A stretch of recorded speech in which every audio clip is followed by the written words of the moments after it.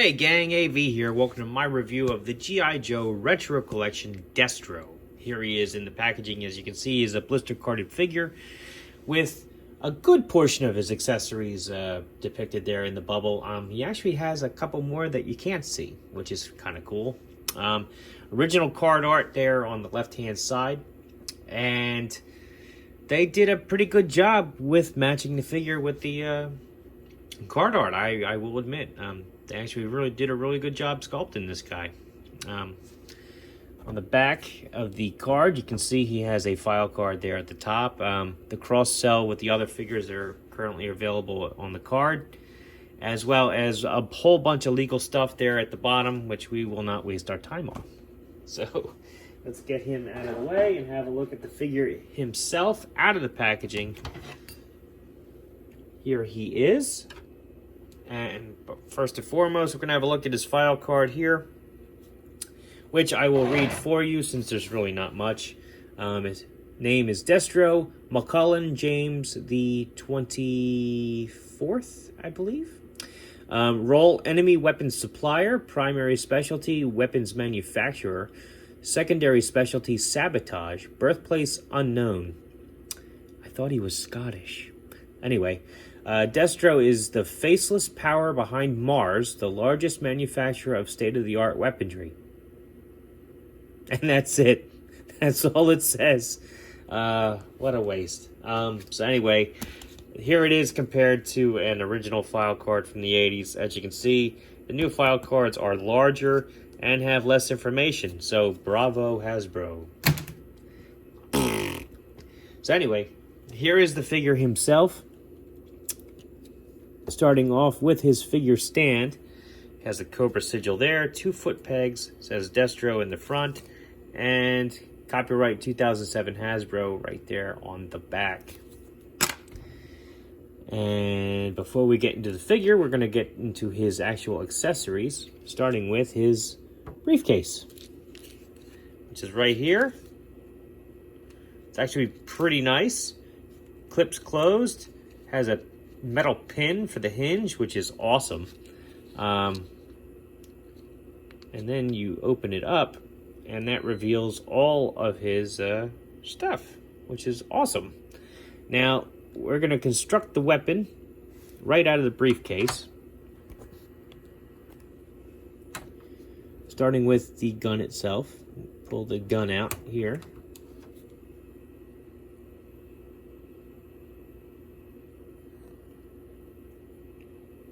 Pretty cool. Then we're going to take out the stock.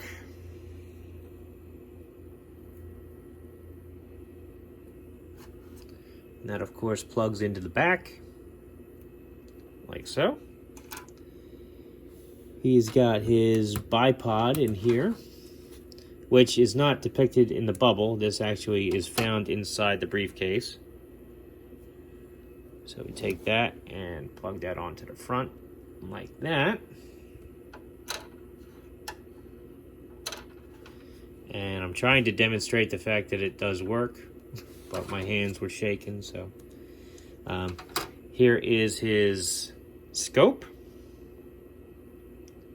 which has some decent molded detail on there.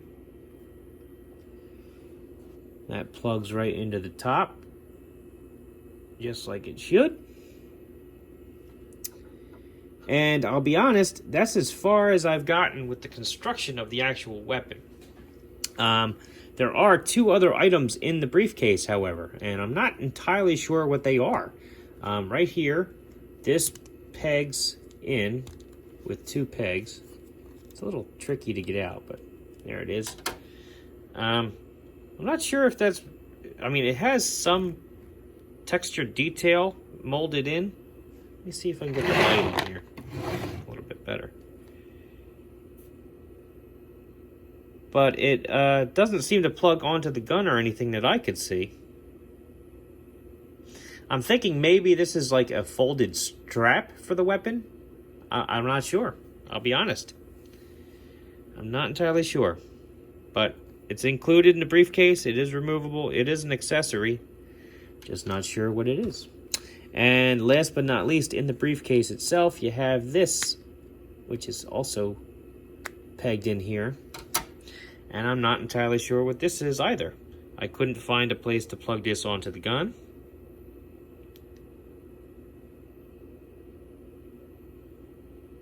Not sure if the light's helping or hurting, actually. But this is why we make these reviews, so that the community can come together and educate me as well as everybody else watching. So if you know what these two items are, please comment down below and educate the rest of us.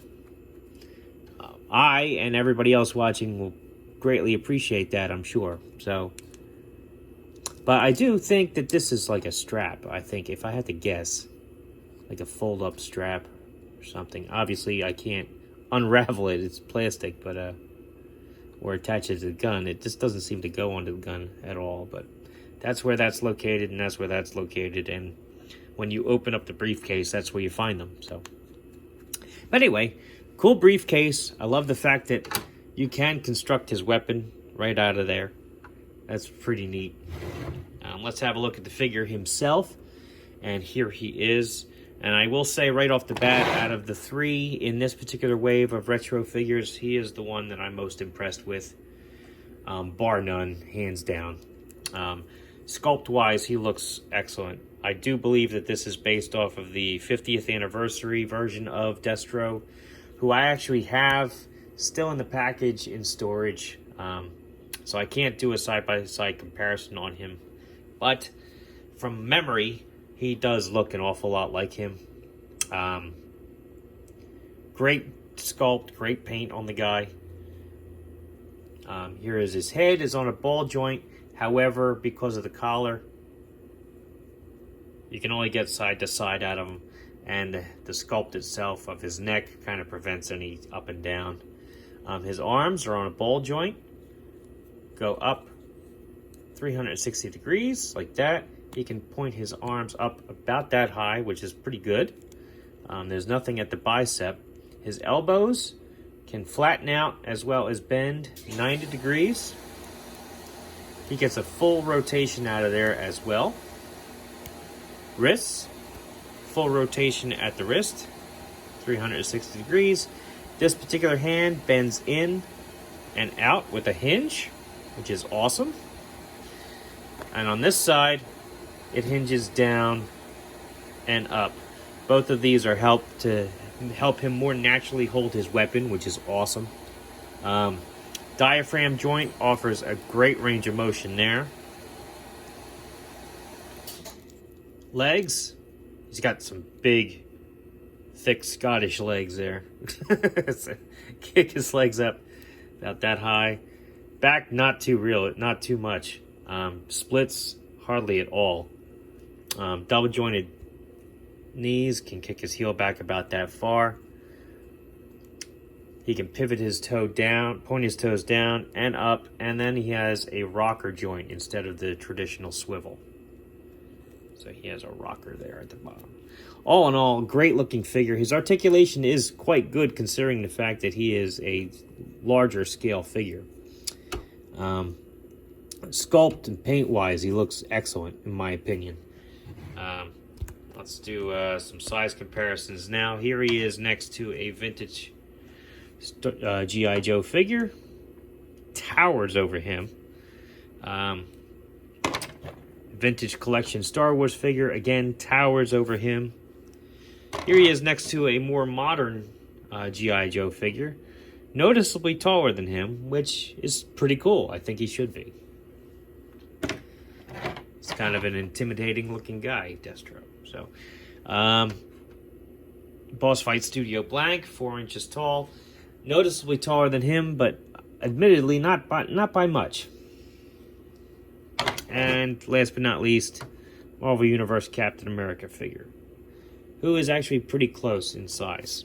So, all in all, I said it before, I'll say it again, out of the retro collection, second wave of retro collection figures, out of the three, he is my favorite, bar none, hands down. I think they did an excellent job with the paint and the sculpt. His accessories are great. I love the fact that Everything fits right into his briefcase, and the briefcase itself is manufactured pretty well with the metal pin and all. I think it's a great figure, and I do highly recommend that you pick one up if you have the chance. This has been AV. It's been my review of the Retro Collection Destro. If you like this video, check out my channel. If you like what you see there, then please subscribe, and as always, thanks for watching.